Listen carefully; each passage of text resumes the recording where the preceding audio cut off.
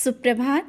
बाबा कहते हैं, मेरे प्यारे बच्चे, तुम किस दुविधा में हो और किस दुविधा में फंस जाते हो कि किसकी पूजा करूं या किसकी ना करूं, किसकी पहले आरती करूं, किसकी बाद में आरती करूं, कोई कैसे कर रहा है वैसे करूं या जैसे मैं कर रहा हूं सही है या गलत।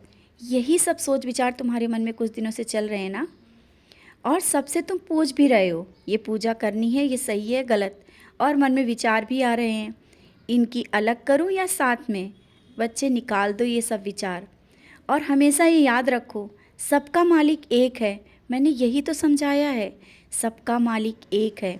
तुम जिस रूप में श्रद्धा के साथ पूजा करोगे, मैं उसमें ही तुम्हें दिख जाऊंगा। ज़्यादा सोचने की ज़रूरत नहीं है और ना ही अलग अलग विधि से पूजा की करने की कोई ज़रूरत है।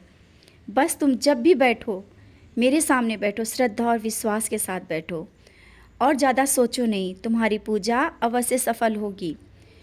सचरित पढ़ रहे हो ना, वो जो अभी समस्या चल रही है उसका जवाब आज के अध्याय में तुम्हें अवश्य मिलेगा। समझते हुए पढ़ना। और किसी की बीमारी को लेकर तुम्हारे मन में जो उलझन चल रही है ना, उन विचारों को मन से निकाल दो। कुछ भी गलत नहीं हो सकता है तुम्हारे साथ। बीमारी आई है तो जाएगी भी, और ऊदी पानी में डालकर जो बीमार है उसे देते रहो विश्वास के साथ। बड़ी से बड़ी बीमारी की औषधि है तुम्हारे पास, तो क्यों घबरा जाते हो। और किसी की कही सुनी बातों में आकर अपने मन को मत उलझाया करो। तुम मेरे बच्चे हो, फिर भी इस तरह से किसी की कही सुनी बातों में उलझ जाते हो। अरे, जो सही गलत होगा वो कुछ दिनों बाद तुम्हारे सामने ही होगा। तुम क्यों इतना परेशान हो। जितना हो सके इन सब बातों से दूर रहो, वही अच्छा है। और तुमने जो कल मुझे वस्त्र पहना है ना, पूछा भी बाबा कैसा लग रहा है, मैंने फूल गिराकर कहा भी, लेकिन तुम समझ ही नहीं पाए। बच्चे, बहुत ही सुंदर है वस्त्र, और जिस तरह से संवार कर मुझे देखते हो ना, मुझे बहुत अच्छा लगता है। और मैं भी तुम्हें देखकर मुस्कुराता रहता हूँ। और कल तुमने अपने आसपास एक सकारात्मक ऊर्जा को महसूस किया होगा ना। मन के अंदर एक जो खुशी का एहसास हो रहा था ना, मैं तुम्हारे साथ था।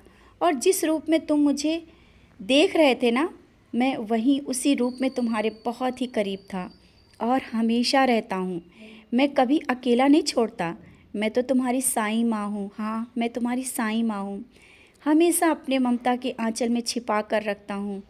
तुम नाराज़ भी हो गई तो मैं मना लूँगा, क्योंकि तुम मेरे बहुत ही प्रिय बच्चे हो, बहुत ही प्रिय।